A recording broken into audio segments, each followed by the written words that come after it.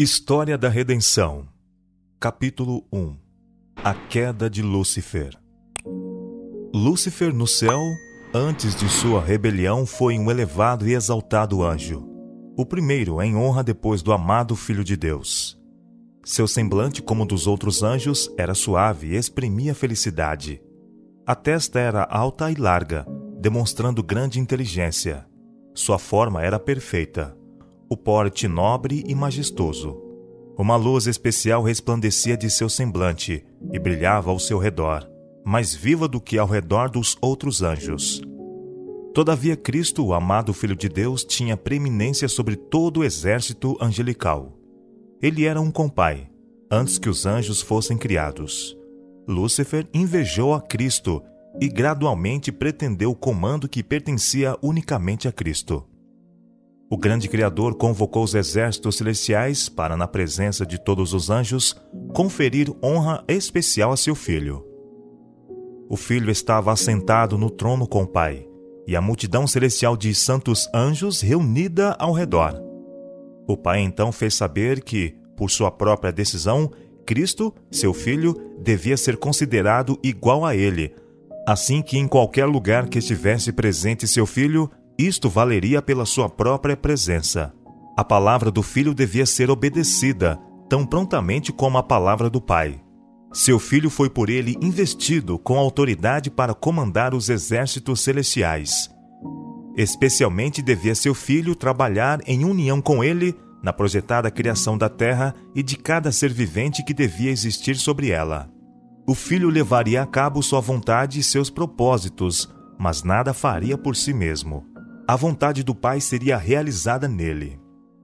Lúcifer estava invejoso e enciumado de Jesus Cristo. Todavia, quando todos os anjos se curvaram ante Jesus, reconhecendo sua supremacia e alta autoridade e direito de governar, ele curvou-se com eles. Mas seu coração estava cheio de inveja e rancor. Cristo tinha sido introduzido no especial conselho de Deus, na consideração de seus planos, enquanto Lúcifer não participara deles. Ele não compreendia, nem lhe fora permitido conhecer os propósitos de Deus. Mas Cristo era reconhecido como o soberano do céu. Seu poder e autoridade eram os mesmos de Deus. Lúcifer pensou em si mesmo como o favorito entre os anjos no céu. Tinha sido grandemente exaltado, mas isto não despertou nele louvor e gratidão ao seu Criador. Aspirava à altura do próprio Deus. Gloriava-se na sua altivez. Sabia que era honrado pelos anjos. Tinha uma missão especial a executar. Tinha estado perto do grande Criador e o resplendor incessante da gloriosa luz que cercava o eterno Deus tinha brilhado especialmente sobre ele. Pensava como os anjos tinham obedecido ao seu comando com grande entusiasmo. Não era seu vestuário belo e brilhante? Por que devia Cristo ser assim honrado acima dele? Ele deixou a imediata presença do Pai, insatisfeito e cheio de inveja contra Jesus Cristo. Dissimulando seu real propósito, convocou os exércitos angelicais, introduziu seu assunto, que era ele mesmo. Como alguém agravado, relatou a preferência que Deus dera a Jesus em prejuízo dele. Contou que dali em diante, toda a doce liberdade que os anjos tinham desfrutado estava no fim, pois não havia sido posto sobre eles um governador a quem deviam de agora em diante render honra servil. Declarou que os tinha reunido para assegurar-lhes que ele não mais se submeteria à invasão dos direitos seus e deles, que nunca mais ele se prostraria ante Cristo, que assumiria a honra que lhe devia ter sido conferida e que seria o comandante de todos aqueles que se dispusessem a segui-lo e a obedecer sua voz. Houve controvérsia entre os anjos. Lúcifer e seus simpatizantes lutavam para reformar o governo de Deus. Estavam descontentes e infelizes porque não podiam perscrutar sua insondável sabedoria e verificar o seu propósito em exaltar seu Filho e dotá-lo com tal ilimitado poder e comando. Rebelaram-se contra a autoridade do Filho. Os anjos, que eram leais e sinceros, procuravam reconciliar este poderoso rebelde à vontade de seu Criador. Justificaram o ato de Deus em conferir honra a seu Filho e com fortes razões tentaram convencer Lúcifer de que não lhe cabia menos honra agora do que antes que o pai proclamasse a honra que tinha conferido a seu filho. Mostraram-lhe claramente que Cristo era o Filho de Deus, existindo com ele antes que os anjos fossem criados, que sempre estivera à mão direita de Deus, e sua suave, amorosa autoridade até o presente não tinha sido questionada, e que ele não tinha dado ordens que não fossem uma alegria para o exército celestial executar. Eles insistiam que o receber Cristo, honra especial de seu Pai, na presença dos anjos, não diminuía a honra que Lúcifer recebera até então. Os anjos choraram. Ansiosamente tentaram levá-lo a renunciar a seu mau desígnio e render submissão ao Criador, pois até então tudo fora paz e harmonia, e o que podia ocasionar esta voz discordante, rebelde? Lúcifer recusou ouvi-los. Então afastou-se dos anjos leais e sinceros, denunciando-os como escravos. Estes anjos leais a Deus ficaram pasmados ao verem que Lúcifer era bem-sucedido em seu esforço para incitar a rebelião. Prometia-lhes um novo e melhor governo do que até então tinham, no qual todos seriam livres. Grande número expressou seu propósito de aceitá-lo como líder e principal comandante. Ao ver que seus primeiros passos foram coroados de sucesso, vangloriou-se de que ainda haveria de ter todos os anjos ao seu lado, que seria igual ao próprio Deus e que sua voz autoritária seria ouvida no comando de todo o exército celestial.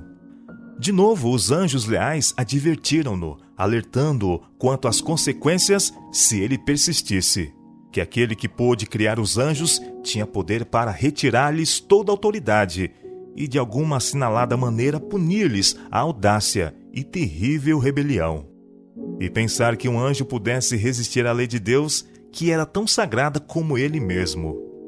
Exortaram os rebeldes a cerrar os ouvidos às razões fraudulentas de Lúcifer, advertindo, e a todos os que tinham sido afetados, que fossem a Deus e confessassem seu engano, por admitirem mesmo um pensamento que punha em dúvida sua autoridade. Muitos dos simpatizantes de Lúcifer ouviram o conselho dos anjos leais, se arrependeram de sua insatisfação e, de novo, receberam a confiança do Pai e seu amado Filho. O grande rebelde declarou então que estava familiarizado com a lei de Deus e, se submetesse a uma obediência servil, seria despojado de sua honra. Nunca mais poderia ser incumbido de sua exaltada missão. Disse que ele mesmo e os que com ele se uniram tinham ido muito longe para voltarem, que enfrentaria as consequências, que nunca mais se prostraria para adorar servilmente o Filho de Deus, que Deus não perdoaria, e que agora precisava garantir sua liberdade e conquistar pela força a posição e autoridade que não lhes fora concedida voluntariamente. Os anjos leais apressaram-se a relatar ao Filho de Deus o que acontecera entre os anjos. Acharam o Pai em conferência com seu Filho amado, para determinar os meios pelos quais, para o bem-estar dos anjos leais, a autoridade assumida por Satanás podia ser para sempre retirada. O grande Deus podia de uma vez lançar do céu este arqui-enganador, mas este não era o seu propósito. Queria dar aos rebeldes uma oportunidade igual para medirem sua força e poder com seu próprio Filho e seus anjos leais. Nesta batalha, cada anjo escolheria seu próprio lado e seria manifesto a todos. Não teria sido seguro tolerar que qualquer que se havia unido a Satanás na rebelião continuasse a ocupar o céu. Tinham aprendido a lição de genuína rebelião contra a imutável lei de Deus, e isto era irremediável. Se Deus tivesse exercido o seu poder para punir este sumo rebelde, os anjos desafetos não se teriam revelado. Portanto, Deus tomou outra direção, pois queria manifestar distintamente a todo o exército celestial sua justiça e juízo. Guerra no céu. Rebelar-se contra o governo de Deus foi o maior crime. Todo o céu parecia estar em comoção. Os anjos foram dispostos em ordem por companhias, cada divisão com o mais categorizado anjo à sua frente. Satanás estava guerreando contra a lei de Deus, por causa da ambição de exaltar-se a si mesmo e por não desejar submeter-se à autoridade do Filho de Deus, o grande comandante celestial. Todo o exército celestial foi convocado para comparecer perante o Pai, a fim de que cada caso ficasse decidido. Satanás ousadamente fez saber sua insatisfação por ter sido Cristo preferido a ele. Permaneceu orgulhoso, e instando que devia ser igual a Deus, e introduzido a conferenciar com o Pai e entender seus propósitos. Deus informou a Satanás que apenas a seu filho ele revelaria seus propósitos secretos, e que requeria de toda a família celestial, e mesmo de Satanás, que lhe rendessem implícita e inquestionável obediência. Mas que ele, Satanás, tinha provado ser indigno de ter um lugar no céu. Então Satanás exultantemente apontou aos seus simpatizantes, quase a metade de todos os anjos, e exclamou: Estes estão comigo. Expulsarás também a estes e deixarás tal vazio no céu? Declarou então que estava preparado para resistir à autoridade de Cristo e defender seu lugar no céu pelo poder da força. Força contra força. Os anjos bons choraram ao ouvir as palavras de Satanás e sua exultante arrogância. Deus declarou que os rebeldes não mais podiam permanecer no céu. Seu estado elevado e feliz tinha sido conservado sob a condição de obediência à lei que Deus dera para governar as elevadas ordens de seres. Mas nenhuma provisão tinha sido feita para salvar os que se aventurassem a transgredir sua lei. Satanás tornou-se mais ousado em sua rebelião e expressou seu desprezo à lei do Criador. Esta Satanás não podia suportar. Declarou que os anjos não precisavam de lei, mas deviam ser livres para seguir a própria vontade, a qual os guiaria sempre retamente. Que a lei era uma restrição à sua liberdade e que a abolição da lei era um dos grandes objetivos da posição que assumira. A condição dos anjos, pensava ele, necessitava de aperfeiçoamento. Assim não pensava Deus, que tinha feito leis, colocando-as em igualdade consigo mesmo. A felicidade de todos os anjos dependia de sua perfeita obediência à lei. Cada um tinha seu trabalho especial designado, e antes da rebelião de Satanás existira no céu perfeita ordem e ação harmoniosa. Então houve guerra no céu. O Filho de Deus, o príncipe do céu e seus anjos leais empenharam-se num conflito com o grande rebelde e com aqueles que se uniram a ele. O Filho de Deus e os anjos verdadeiros e leais prevaleceram, e Satanás e seus simpatizantes foram expulsos do céu. Todo o exército celestial reconheceu e adorou o Deus da justiça. Nenhuma mácula de rebelião foi deixada no céu. Tudo voltara a ser paz e harmonia como antes. Os anjos do céu lamentaram a sorte daqueles que tinham sido seus companheiros de felicidade e alegria. Sua perda era sentida no céu. O Pai consultou seu Filho com respeito à imediata execução de seu propósito de fazer o homem para habitar a terra. Colocaria o homem sob prova, a fim de testar sua lealdade, antes que ele pudesse ser posto eternamente fora de perigo. Se ele suportasse o teste, com o qual Deus considerava conveniente prová-lo, seria finalmente igual aos anjos. Teria o favor de Deus, podendo conversar com os anjos, e estes com ele. Deus não achou conveniente colocar os homens fora do poder da desobediência.